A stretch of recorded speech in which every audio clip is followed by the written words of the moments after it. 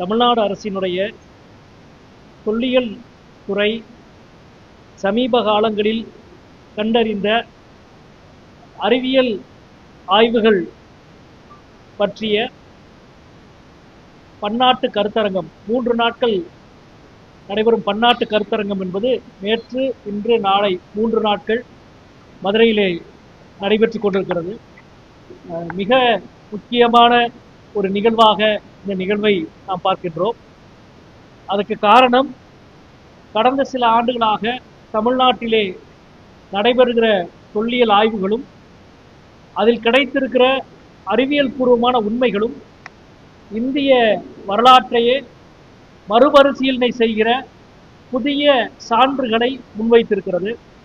அப்படி கண்டறியப்பட்டிருக்கிற சுமார் 124 அறிவியல் கால கணக்கீடுகளை கொண்டு பட்டியலிடப்பட்டு அதன் அடிப்படையில் இன்றைக்கு இந்த பன்னாட்டு கருத்தரங்கம் என்பது நடைபெறுகிறது. அதாவது கால கணக்கீடு, மரபணு ஆய்வு, உணவு பழக்கம், தொல் தாவரவியல், தொல் விலங்கியல், தொல் புவியியல் போன்ற பல தளங்களில் நடைபெற்றிருக்கிற புதிய ஆய்வு கண்டுபிடிப்புகள், அந்த கண்டுபிடிப்புகளின் அடிப்படையில் 124 கால கணக்கீடுகள் என்பது மெய்ப்பிக்கப்பட்டிருக்கிறது.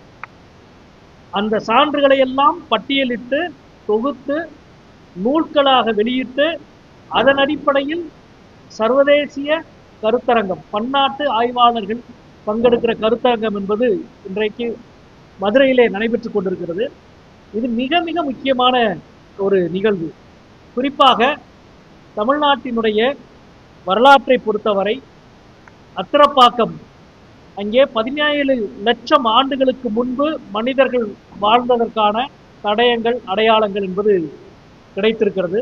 இது உலகத்தில் மனித சமூக பரவலாக்கத்தினுடைய கோட்பாட்டின் மீது மிக முக்கியமான கேள்வியை எழுப்பியுள்ளது.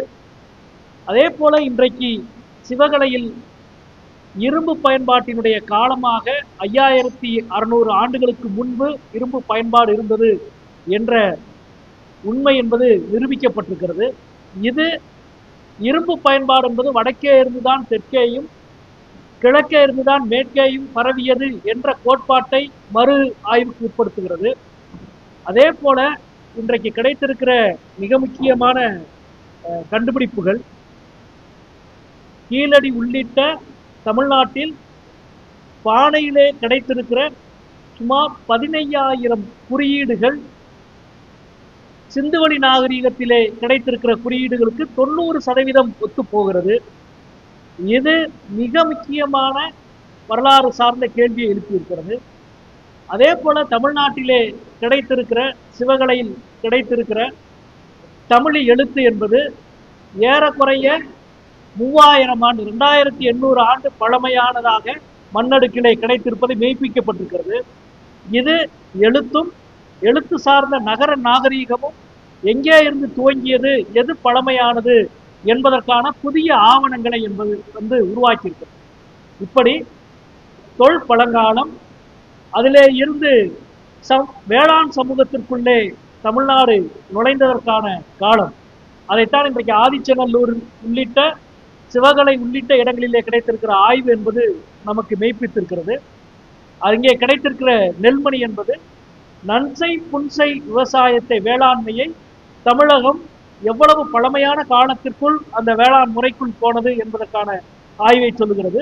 அதற்கு அடுத்து குறியீடுகள், அதற்கடுத்து எழுத்துருவாக்கம், நாகரீகம், இவையெல்லாம் இந்திய துணைக்கண்டத்தின் மிக பழமையான பண்பாட்டின் அடையாளமாக தமிழ் சமூகம் இருக்கிறது என்பதற்கான புதிய தரவுகளை கடந்த சில ஆண்டுகளாக 4 ஆண்டுகளாக தமிழ்நாட்டு அரசினுடைய தொல்லியல் துறை நிகழ்த்தியிருக்கிற ஆய்வுகளின் மூலம் 124 புதிய கண்டுபிடிப்புகள், கால கணக்கீடுகள் மெய்ப்பிக்கப்பட்டு அது உலக அறிவு சமூகத்துக்கு முன்னால் வைக்கப்படுகிற திருநாளாக இன்றைய நாட்களில் இந்த கருத்தரங்குகள் நடந்து கொண்டிருக்கிறது.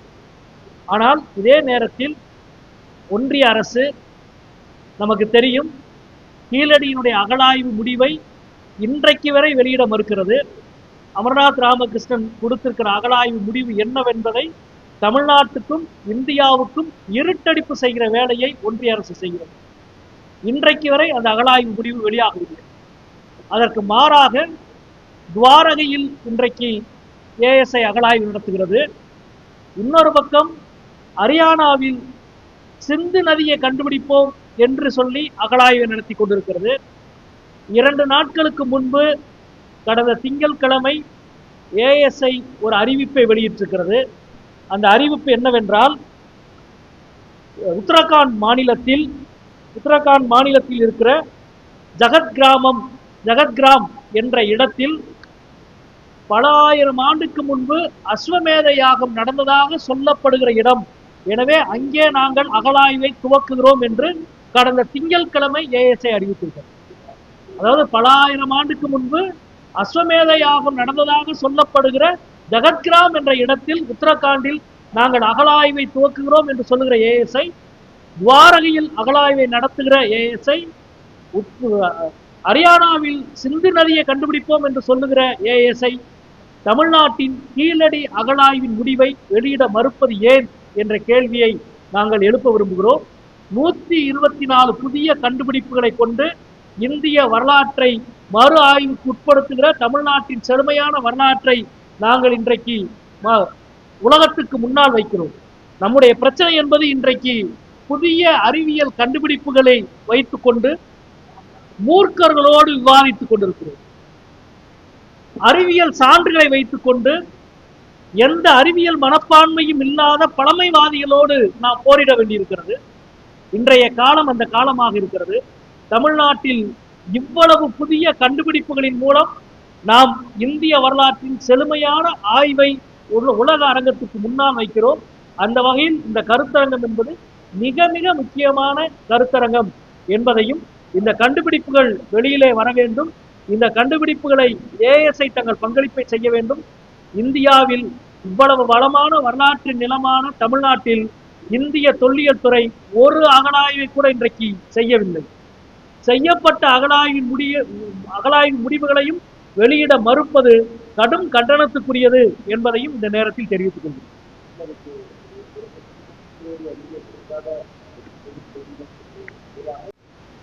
தமிழ்நாட்டில் 40 வருஷமா அகழாய்வு நடத்தல. அகழாய்வு நடத்தப்பட்ட கீழடியின் முடிவை ஒன்றிய அரசு வெளியிட மறுக்குது. ஆனால் இன்னொரு பக்கம் தமிழ்நாட்டு தொல்லியல் துறை கடந்த 4 ஆண்டுகளாக தொடர்ந்து அகழாய்வை செய்து 124 கண்டுபிடிப்பை உலக வரலாற்று அரங்கத்துக்கு முன்னால் வைக்கிறது. இதுதான் நாம் செய்ய வேண்டியது. நாம் அறிவியல் சான்றுகளை அவர்களுக்கு முன்னால் வைக்கிறோம்.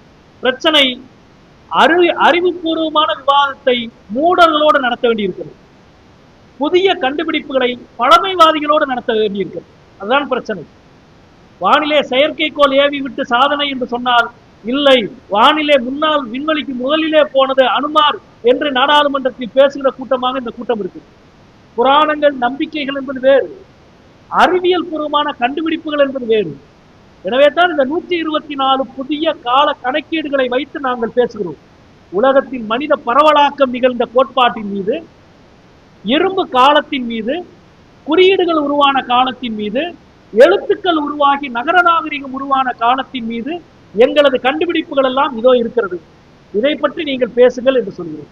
அவர்கள் அதை பற்றி பேசாமல் அஸ்வமேத யாகை நடந்ததாக சொல்லப்படுகிற இடத்திலே நாங்கள் அகழாய்வு செய்வோம் என்று நேற்றைக்கு முன்தினம் ஏஎஸ்ஐ அறிவித்திருக்கிறது.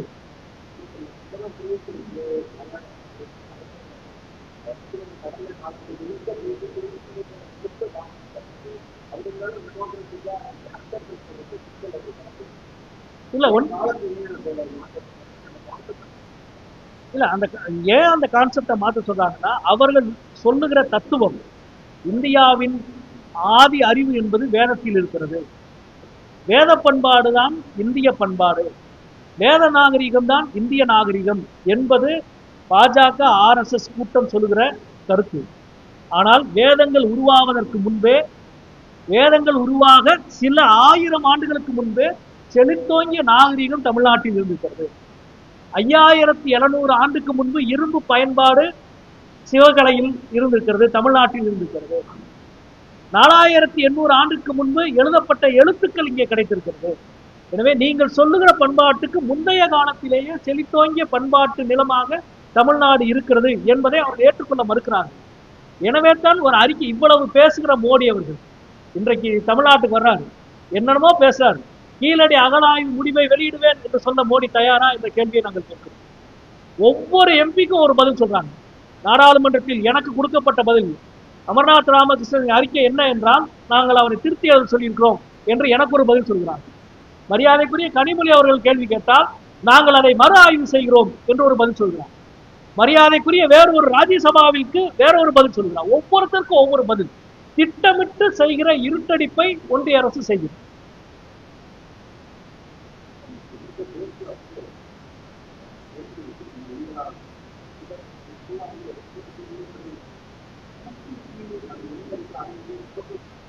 ஆமா, அதாவது இந்த உண்மை வெளியில வந்தா இந்த உண்மையின் அடிப்படையில் வரலாறு மறு கால பட்டியல் செய்யப்படுது, மறு நிர்மாணம் செய்யப்படுது. அதாவது முதல் நகர நாகரிகம் சிந்துவெளி நகர நாகரிகம்.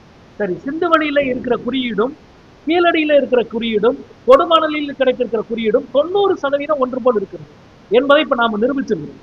இதை பற்றி ஏஎஸ்ஐ என்ன சொல்லுகிறது அப்படின்னா, சிந்துவெளி நாகரிகத்தில் முதல் நகர நாகரிகம் உருவான காலத்தில் தென்னிந்தியாவில் நகர நாகரிகம் உருவாகிவிட்டது என்பதை இவர்கள் ஏற்றுக்கொள்ளது. அப்படின்னா இடையில வேத பண்பாடு என்ற பண்பாட்டுக்கே இடம் கிடையாது. வேத காலம் என்பது இதற்கு பின்னால் வந்த காலமாக மாறுகிறது. இதை அவர்கள் ஏற்க மறுக்கிறார்கள். கீழடி அகழாய்வு முடிவு என்பது வெறும் ஒரு ஆய்வு முடிவல்ல, அறிவியல் பூர்வமான வரலாற்றின் மிக முக்கியமான திருப்பு முனை. இந்த திருப்பு முனையை அதிகாரத்தில் நின்று கொண்டு இவர்கள் ஏற்க மறுக்கிறார்கள். அதிகாரத்தில் நின்று கொண்டு அறிவை பணிய வைக்க முடியாது. மோடி பிரதமராக இருக்கலாம், 14 ஆண்டு பிரதமராக இருக்கலாம். ஆனால் சூரியன் எழுகிற திசை மேற்கு என்று அரசியல் சட்டம் போட்டால் உடனே எல்லாரும் ஏற்றுக்கொள்ள முடியுமா? அறிவியல் உண்மை என்பது வேறு. உங்கள் அதிகாரத்துக்கு அறிவியல் உண்மை ஒருபோதும் அடிபடியாது. இல்ல, சட்டசபை தேர்தல் வந்த உடனே தமிழ்நாடு, தமிழ் மொழி, தமிழ் பண்பாடு இதெல்லாம் நிறைய ஞாபகத்துக்கு வரும். ஆனால் தமிழ்நாட்டின் வரலாறு ஞாபகத்துக்கு வராது, கீழடி ஞாபகத்துக்கு வராது, கீழடியினுடைய அகழாய்வு ஞாபகத்துக்கு வராது. தமிழ்நாட்டில் இங்க இன்னைக்கு அறிவிக்கிறார்ல, தமிழ்நாட்டில் 10 இடத்துல நாங்கள் அகழாய்வு நடத்துவோம் என்று அறிவிக்க தயாரா? தமிழ்நாட்டு மண்ணுக்குள் நுழைந்தாலே உங்கள் வரலாற்றுக்கு எதிரான உண்மைதான் வெளிவரும். எனவே தான் அதை மறைப்பதற்கு அவர்கள் தங்களது எல்லா முயற்சிகளையும் செய்கிறார்.